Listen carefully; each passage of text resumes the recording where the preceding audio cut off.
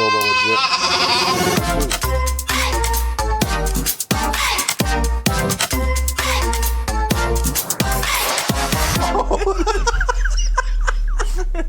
Tickles my eardrums a little when you turn it up. What did you say?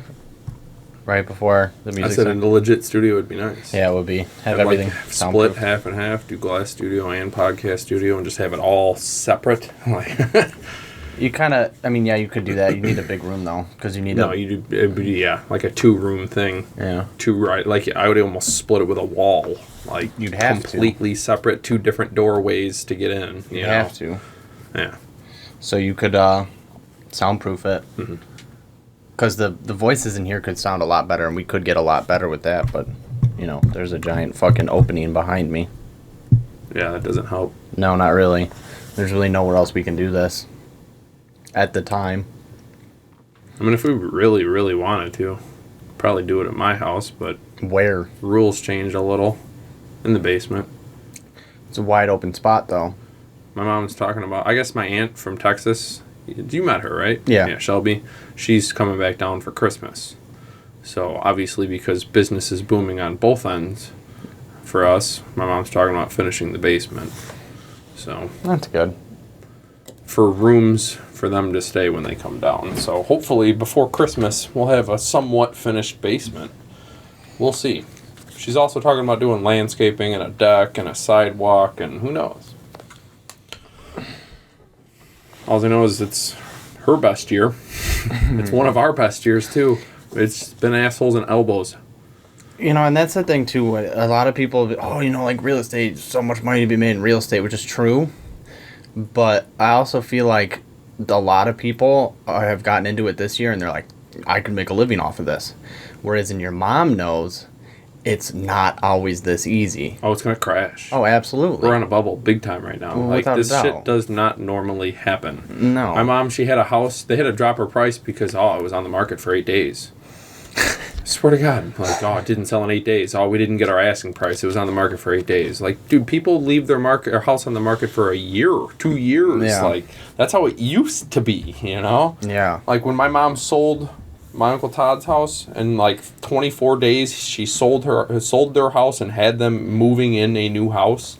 Like, that was unheard of. Back then, that was some like, holy shit, now it's like 1 day, Yeah. You're in, you're out, motherfucker, get out. I feel like it's going to give people a lot of unrealistic expectations of like what they're getting themselves into. But, like, George got into it at the perfect time. Oh, absolutely. So she's going to make so much money this year. Yes, but here again, like, don't get used to it. No, exactly. Don't start living thinking that's going to be the way that it is. Because it's not. It was, honest to God, probably a bad time now that I'm thinking about it more and more. If she would have started the year prior to where she would have had a realistic year the first year. Yeah. And then...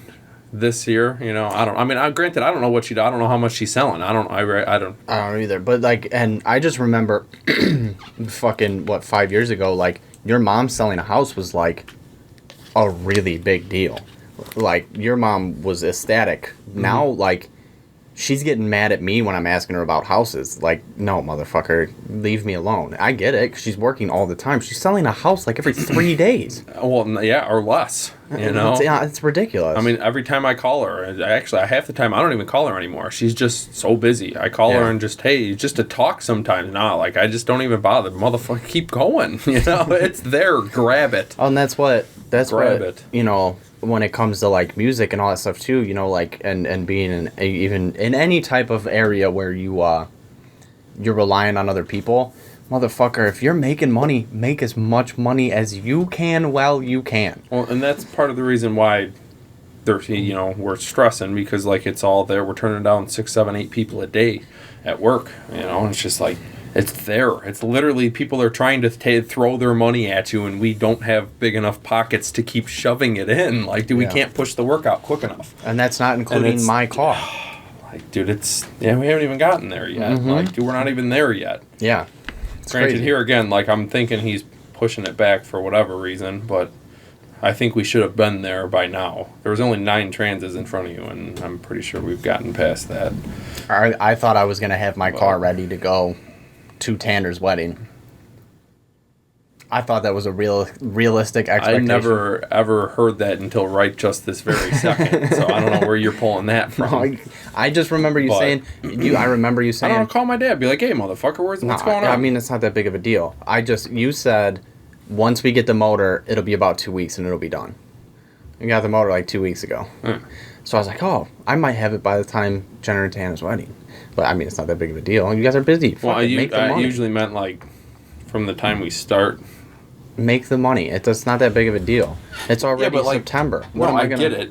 But, like, I don't know. It's not like we're not making money off of your car either. Like, Yeah, but it's one of those things I where don't it's like, know. I'm a friend, though. Like, well, I started getting on him about pushing all the small work away. Like, why are you grabbing all the big work? Start grabbing all the small, easier work. You know, like, for one, it's more self-gratifying because I did 6 cars today versus it takes me 3 days to do one of these, you know, like, so I'm working on the same fucking car for 3 days versus I got 6 out in 1 day. Now I feel accomplished today because I got 6 cars in and out of the building. Yeah, it's a little more work, a little more hustling, but now I'm busy all day. The day go by quicker. I feel more accomplished, and we got the same amount of money, you know, if not more realistically, because I'm able to push more out. yeah, it's quicker shit. But I don't know. So anyway, like, he's been grabbing a lot more of the smaller stuff and just kind of having one guy or two guy, you know, while you're doing this job, instead of ripping out apart another trans and then ripping out another trans, you'll rip out one trans and then do a whole bunch of small shit for the rest of the week while the shit's being built. So it's like, all right, I could do that. I don't mind doing big jobs here and there, you know, throw them in the mix. I just don't want to do them every fucking day. So, Yeah, I can only imagine that shit gets annoying. but I don't know. Got a car pusher finally. Not getting a Christmas present this year. very exciting. Sorry, you fucked me up. You're not getting a Christmas present this year. Whatever. A car pusher was your Christmas present. That's fine. It's a good Christmas present. I went out the first day. I put it all together, and it's like, well, it's got to charge. So I let it do its all thing. Hour before work ended, didn't even start grabbing some keys. I want to push some shit. Like, motherfucker, let's go push some fucking cars. So I went and rearranged like half of the lot to try to open up some parking spaces. Because here again, we got so much work. Like, I don't even have a place to park. We're like double parking cars now. Yeah. Granted, we have a lot of spots wasted because of Cars parked sideways. or whatever. And one on a jack for the last 2 years. Well, and like that whole corner right there by your, Yeah. there's like 2 spots in that Yeah. area, and then Anyway, you know. I watched a movie called Bliss yesterday. It's on Amazon. It was one of those types of movies, you know, where you like, it's not like a joyful movie. It's weird because the title's Bliss. Like Kaylee and I were like, oh, it's like a romantic movie that's literally in the description, you know, romantic something. I was like, okay, well, let's watch this. Whatever. She pretty much lets me watch whatever I want. We watched a movie before that called Brightburn. We watched a movie called Brightburn, and it was a movie about like basically Superman coming down, but it's not Superman. It was like this kid sent here to destroy us, and he fucking is killing people, and it was just Okay. dope. So you got to sacrifice, you know, you got to compromise. Oh, you're still going on your excuse.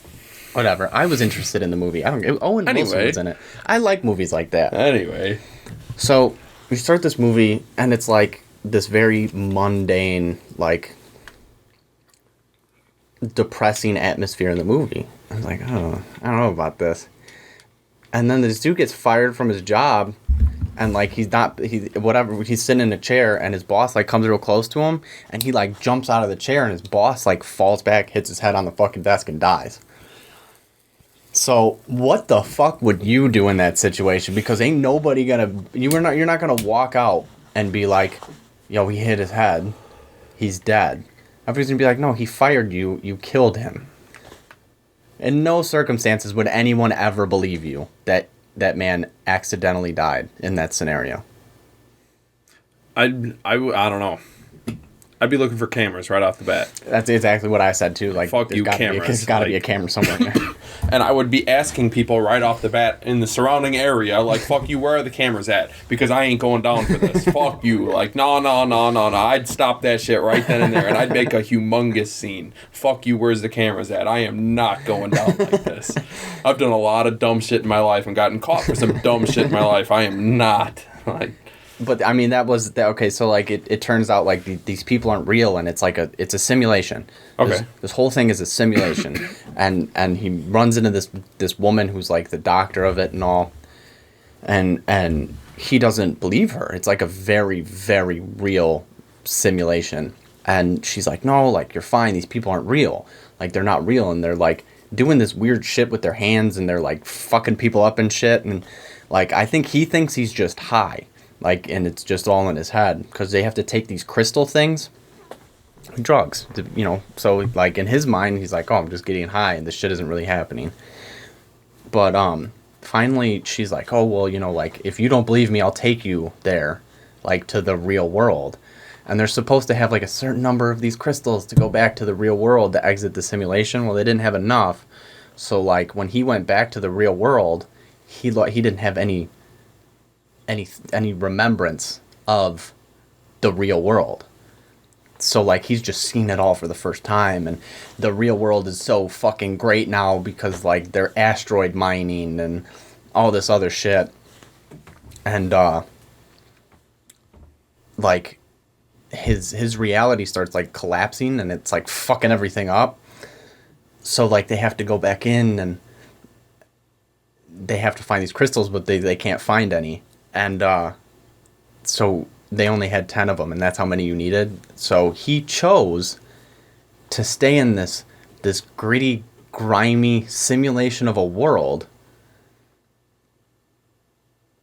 knowing it wasn't real, but like, his reality was so fucked up, like, he couldn't tell what was real and what wasn't. You know what I mean? Because he had no reconciliation of what life was before the simulation. So like, what would you do? Like, would you stay in this shithole simulation, like, having memories with people in this simulation? Like, your life now... Well, for one, why was he the only person in this simulation?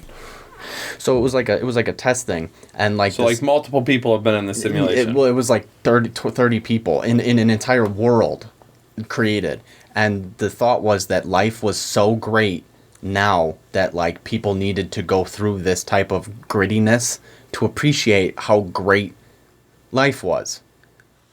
You know, like, kind of like going camping, like, kind of shitty example, but like, you go camping and you have nothing, and you're sitting under the stars, and you have no stove, no air conditioning. You deal with what it is, and then you come back and you're like, oh my god, the light bulb is a great invention. Maybe that's the way to end racism. But that's kind of what the thought was. Like, it made you appreciate how amazing life had become, because life's not hard anymore. And like, it showed a video of him like before going into this test thing, and he's like, I mean, I guess I'm okay, and yeah, I'm missing something, and all this other stuff. And like, he answered the questions again. He was like, this is the greatest thing since sliced bread. I'm so happy. Like, there's nothing I couldn't appreciate. But like, they had to go back into the simulation, and he was like, no, I'm choosing to stay here because of like, these experiences that I've had with these fake people that aren't real. So like, would you stay in a simulation? I guess it depends. I'd have to see the other side. Would it hurt your fake feelings, if I left? But that's what I'm saying. I don't know. In the same respect, like, fuck it. If it's all fake anyway, like, I don't know. Let's see what the other side's like first, and then I'll make my decision. But your mom doesn't exist out there. I don't exist out there. What would you do? We'd have to see. If it was... Right now, at this point in time, it's a weird time to ask me, because I'm in a weird spot in my life. I don't know. I'd have to see. See what it's all about. I think you could tell me it was fake and I would stay here. It's real to me. Well, I mean, yeah. Some people think magic's real. Some people think Jesus is real. Like, I don't know. It's real. Exactly. It's real to them, I guess. I see what you're saying, but I don't know. There's a couple flaws that I wanted to point out, and I don't know if I want to point them out now. What flaws? Like, I don't know why the fuck you gonna offer I'll prove to you that there's another place, but oh no, oh damn, we ain't got enough crystals. Like, I don't know, motherfucker, why'd you offer if you didn't have enough? Well, Stupid motherfucker, you didn't know that you could create a simulation, but you didn't know you didn't have enough crystals? The crystals are only, like, manufactured in that reality. Like, you have to find them. I don't know. I didn't. So if they're so scarce, why you just offering them away to some Joe Schmo? Fuck that guy. I didn't understand that. Like, I don't know. Like, are you just trying to prove it just to be I'm the higher being? Like, I don't know. Like, it just, I don't know why. I don't know. I don't know. That was kind of a weird. I mean, I feel like that was just kind of like to fit that plot hole type thing. Like, no, I get explain it. Like, but the grand scheme of the thing was like, you can have pure happiness and peace, but would you rather have the experience and the grittiness and the family? I don't know. It made me feel really weird. Like, it was one of those movies that made you feel kind of like off after you're done watching it. Made you uncomfortable, like Requiem for a Dream. Like, it just made you uncomfortable and made you think, like, I don't know, man, what would you choose? Yeah, I don't know. Here again, I'd have to see the other side first. But you'd never be able to... I'd have to actually watch the movie so I know what this perfect world was. Like, I don't know. It seemed pretty great. And then try to, like... Bill Nye the Science Guy. Put it back into my life somehow. Like, Bill Nye the Science Guy was in the perfect world. Yeah? Yeah, it was a really good movie. You got to get a hold of Amazon. It was... I think you would like that movie just because of that premise alone of the simulation shit and all that. It was a good movie. That Burn Bright movie was pretty good, too. It was pretty gruesome. You think we're in a simulation? I don't know. Things are too perfect. Not perfect, but like, though, here again, it's a miracle every day that you're alive. Yeah. No, it's a miracle every day that... Yeah, motherfucker. I don't know, man. Things are almost kind of too perfect. Too coincidental. There's too many things that make it all work. That's what I try to explain to people, I don't know, maybe. Like, what if it was? You got to think of how perfect everything in time happened. Just so coincidentally for this moment to happen right now. Yeah. Like, I saw Zach on the way home. Speaking of which, I think he was driving a Charger. Anyway, he pulled up next to me at a red light. It just so happened he came up next to me. He honks at me, and I turn over and look, and he rolls on the window, and it's him and Jenna. Oh, man, what are you doing? Oh, I'm on my way home from work. Oh, damn, we just spent the whole night in the ER. Like, oh, no shit. So, like, he left the ER, and I left work, and bam, here we are at a stoplight together on 394. Like, granted, we're still living in the same town, but, like, what the fuck are the chances that, I don't know, one of my very good friends just so happened to be at the same red light at the same time, and he wasn't doing something totally different. Like, I don't know. Yeah, it's crazy how often that happens too. You can just randomly run into people that you know. I don't know. Yeah. Well, I said it that one time. Perfect example. What if the day that Zach needed someone to go to Six Flags and you went instead of me? What would have happened then if roles were like, if just that simple switch? Like, dude, I don't know. Like, dude, would we be sitting here right now today? Don't know. Like, I don't know. Stupid little shit like that. You say hi to someone, next thing you know, you got a friend or whatever, or make a business partner or whatever, meeting someone at the bar or I don't know, just stupid shit. Yeah, see, that's one thing I hope I can see when I die, is what happens if I made different decisions. Why? I don't know. I just want to see. Just show me a quick movie. Yeah, but like, I don't know, that instills... No, it doesn't matter. It's already done. I'm never going to live through it.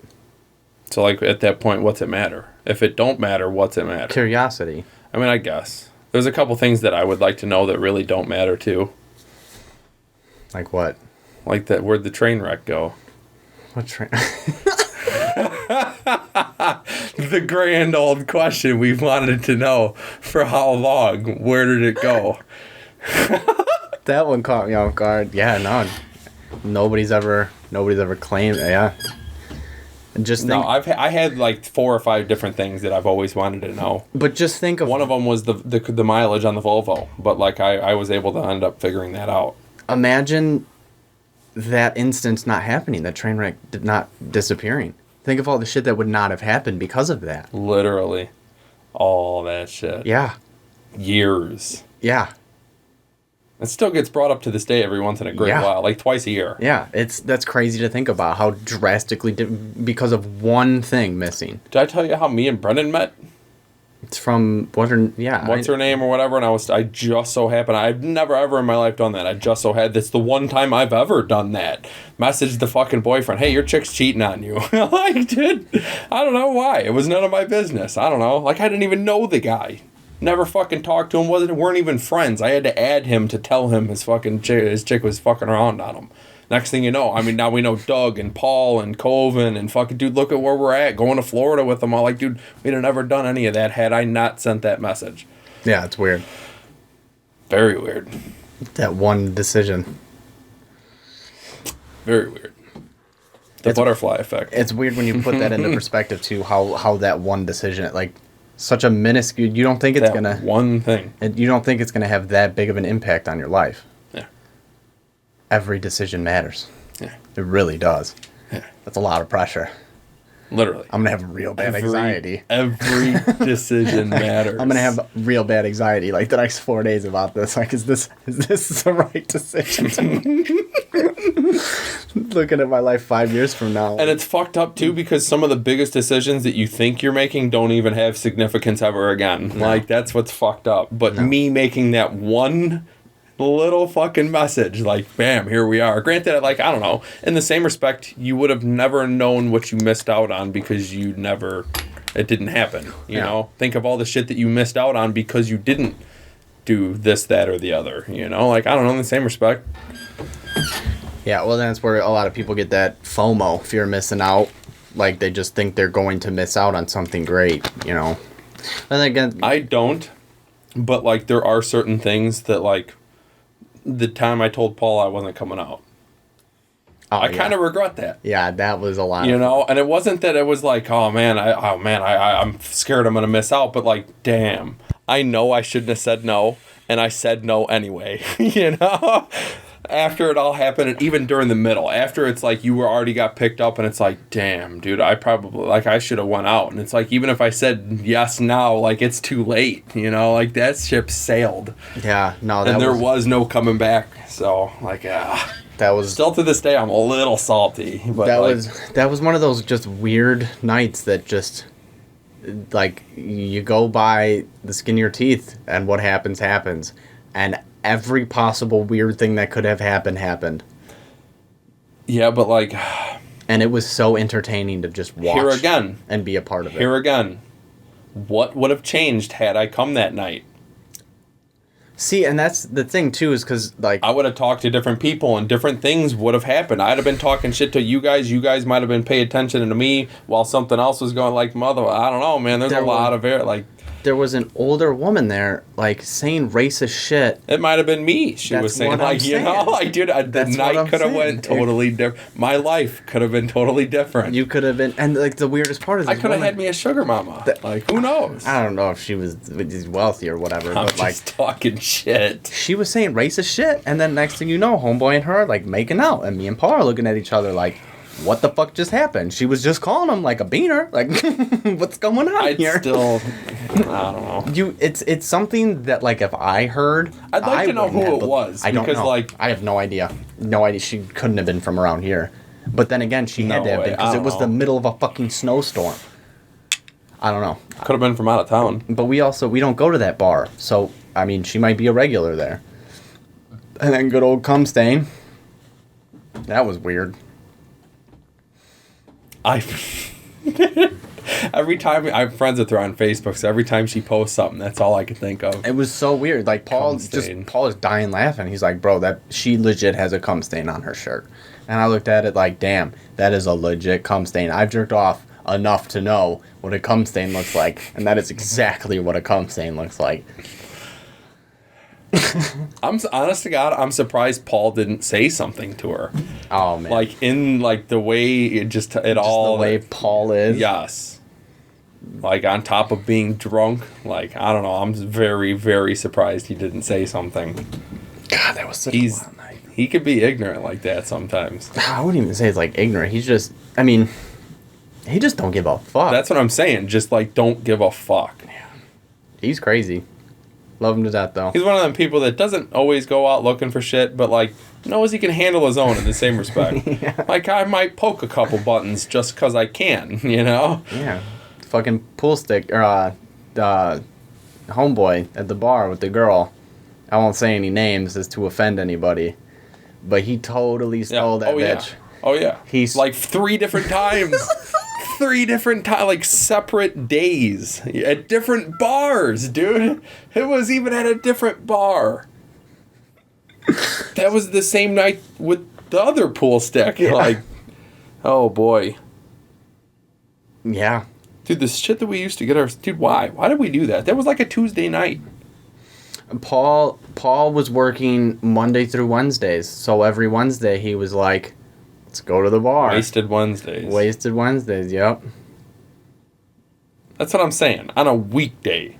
You would never consider doing something like that today. Let's go out today. We would be drunk as fuck. Let's go out. Let's do it. Let's do it this Wednesday. Think about this Wednesday. Call Paul right now. A year ago. Call him, just say wasted Wednesday and hang up. The Modelo shotgun memory just popped up. We used to get shit-faced and do podcasts. I know. We used to be funny. Now we have serious talks. This podcast isn't that funny anymore. They're kind of just serious talks. Let's do one Wednesday. Wasted Wednesday. No. See if we still got it in us. I can't, because I got my test. I test here we Thursday. go. Brand new. Nope, I test Thursday. Oh, all right. Yes, you do. Fuck that. All right. I have to take that serious. You are absolutely right. Go to work with a fucking hangover. Dude, from hell. From a wasted Wednesday after 1 year. I couldn't even tell you the last time I was drunk. Like, Kaylee seems to believe that I was shit-faced when we left the fucking show. Oh, no. I was definitely drunk. No, you were drunk, not shit-faced. Not even close. Drunk. Not even. She was like, not even Philly 2-turn. Yeah, no. No, like, that was still way up here. You were still down here. Yeah, and she was like, well, you didn't drive home. I was like, why? No, you were like ballsy drunk. Yeah. Like, yeah. you were Paul on a normal day. Yeah. Like. And that's the thing too, is at that show I wasn't trying to be a dick to that DJ, but he was fucking. Oh no, you just straight came off. You looked at him and you were like, you played like shit. Like, dude, no, here we go. That's not what I said. Here we go, dude. That's exactly what you said. No, I said you sounded like shit. No, you told him or whatever. I said you whatever it like was. Shit. I see what you were saying after you explained it, but you came out the gate on some. You were like, dude, my fucking ears, blah blah blah. Dude, that last DJ.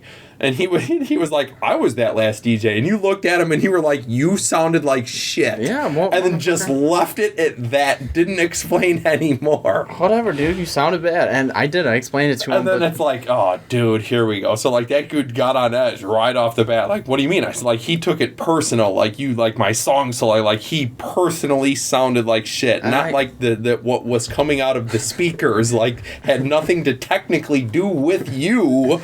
Like, dude, I don't know. You berated that man like it was his fault and his fault only. Motherfucker. But, like, I get that. Relax. I get that. I did come out super strong. But, look, I calmed down a little bit, and I was explaining to him, like, no, dude, like, you need to tell the production company you're working for. They need to be held accountable. And even Paul was like, look, if I would have came in here and, like, my boy wasn't playing later, I would have left immediately. Like, I'm not going to be your fan from tonight. It sounded horrible. No, I agree.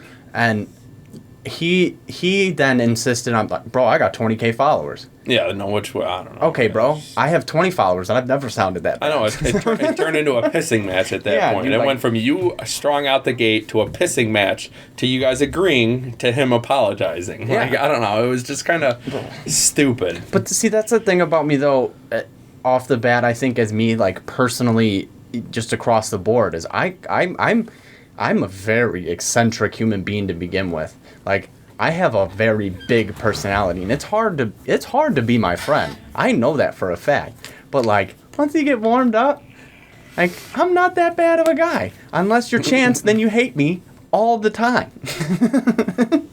But no, me and Chance are good, though. We're good. We're homies again.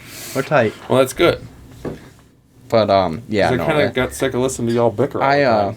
The show was good. All the DJs were good, man. And, you know, just that...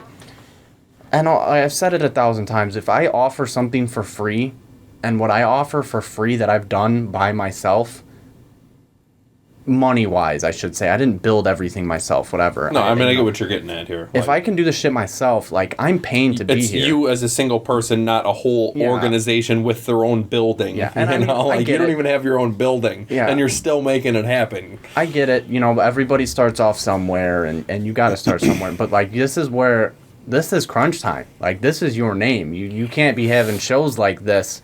Like, people are paying money to come see you. Well, see, at that point. This is the problem. We could be on here saying, bro, that was one of the best local shows we had. But here we are saying, like, might not go back. But we are, obviously, if, you know, Nate plays and shit, I'll definitely go back. And that's what I was trying to tell the dude. Like, these companies need to grow. But here, in the same respect, though, like, even with him, like, he sees that there's a problem. There needs to be some type of growth. Like, you know, like...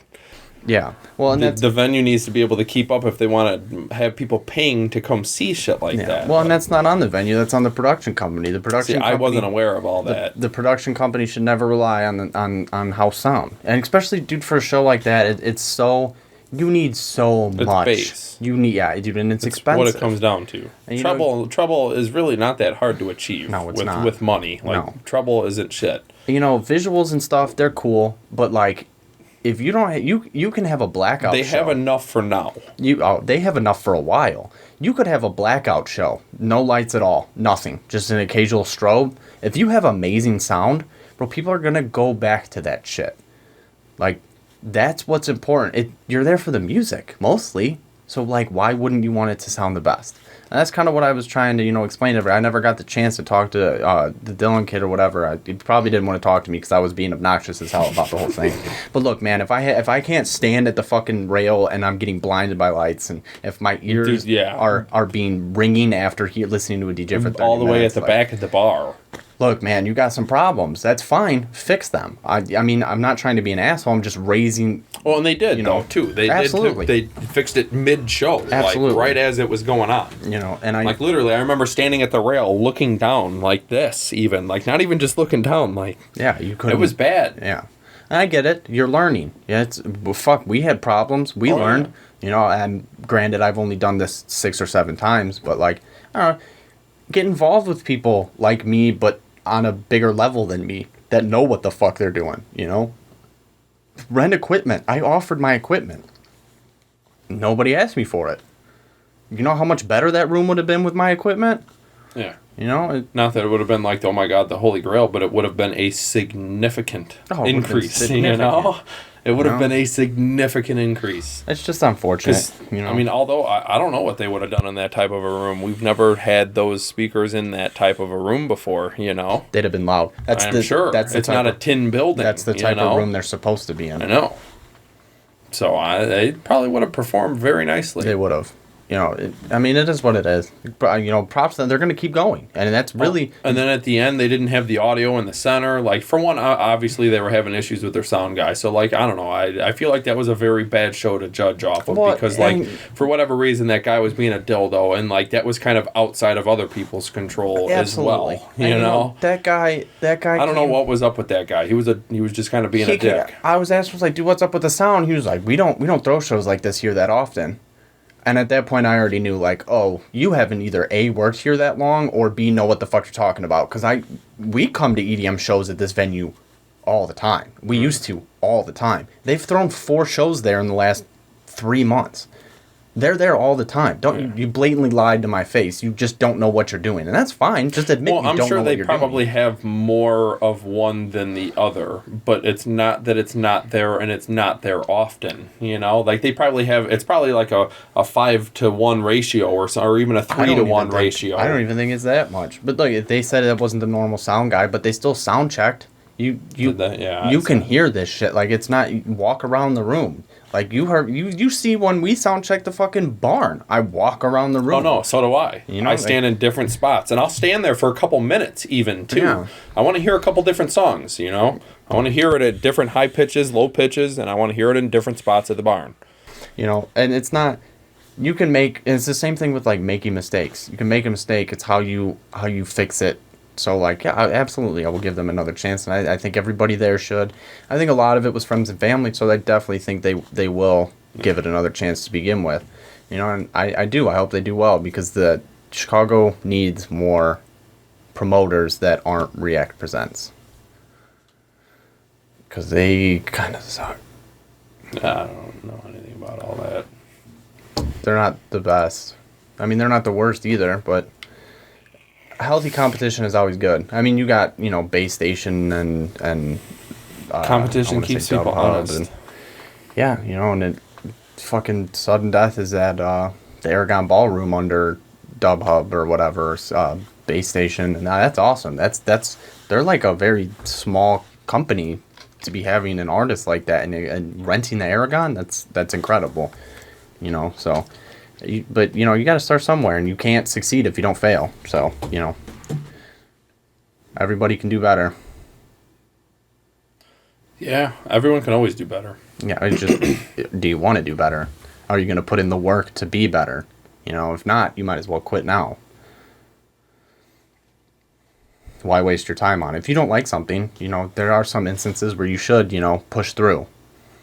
Because you're not always going to get to do what you want to do. But, if it's something like that where it's a hobby, if you're going to throw shows and you're not going to do the best you can, don't waste your time. Don't waste other people's time.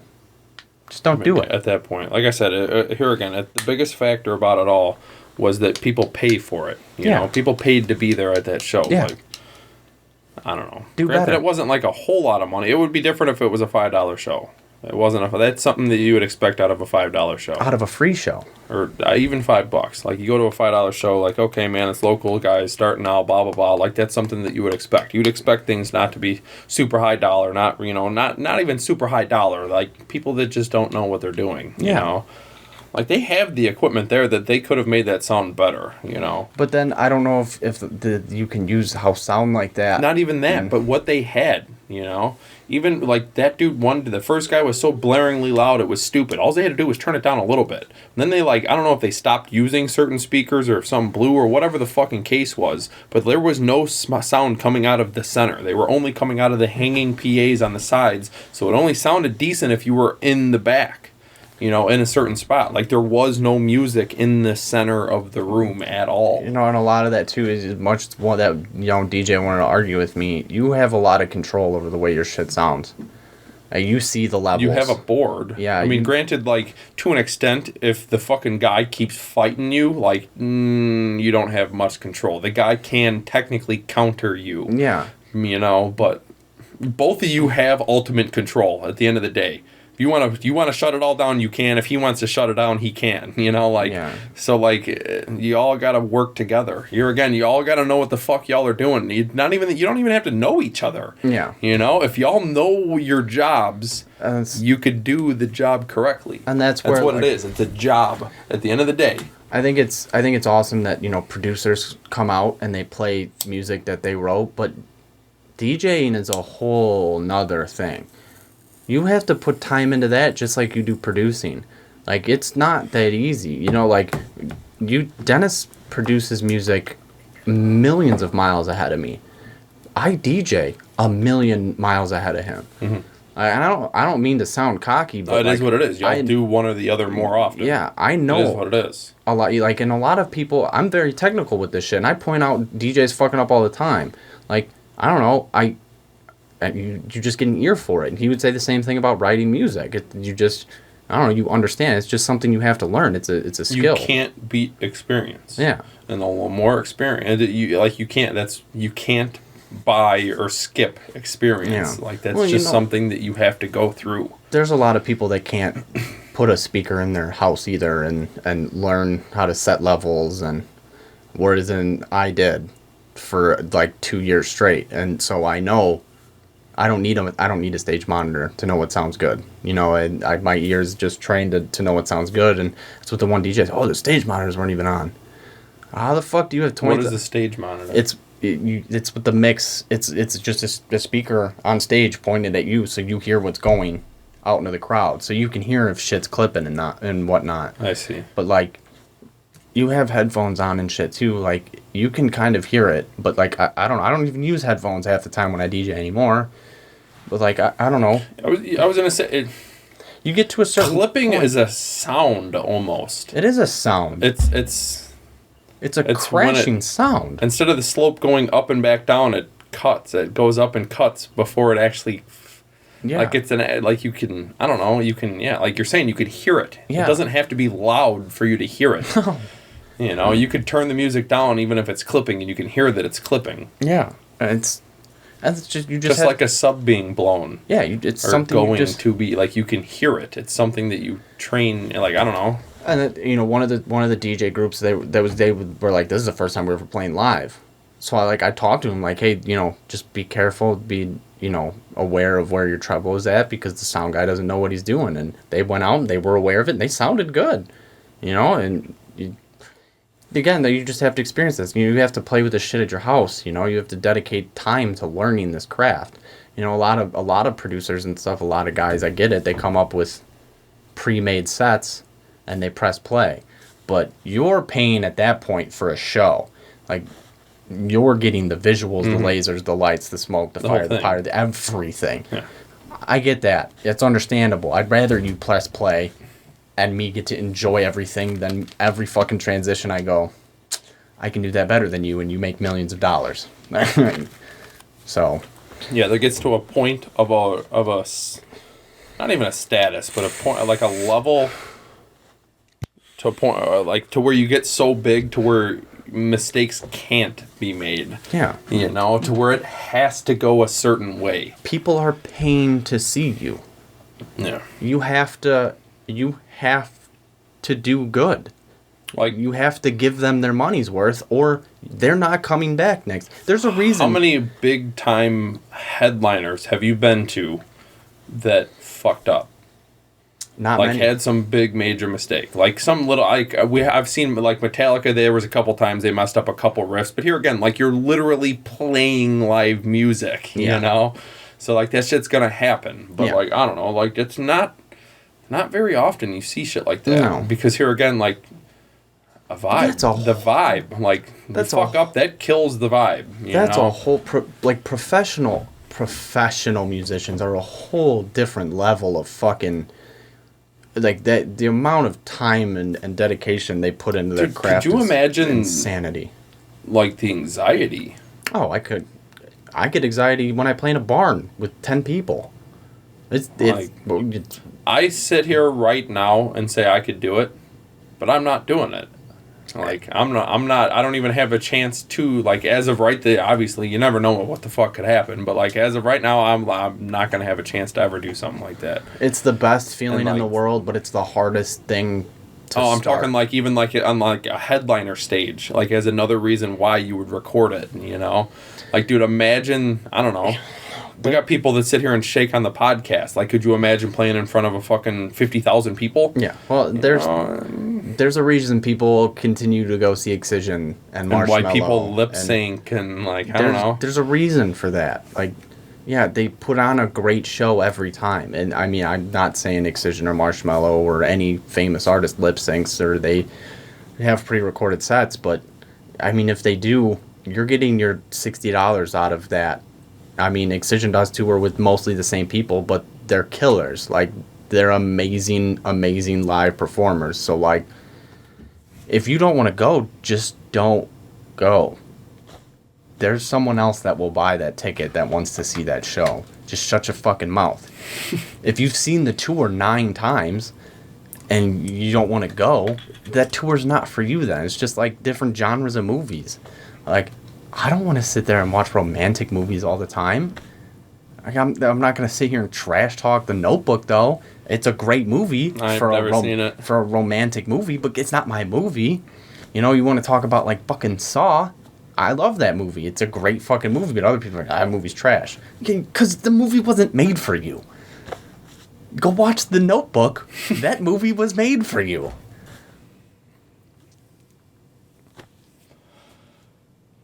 I forgot the whole point of where we were going with all that. You lost me at The Notebook. I've never seen it, so. Oh, we've been going for 45 minutes, so. All right, well, on that note. Go get. Peace. Went off on a little rant there.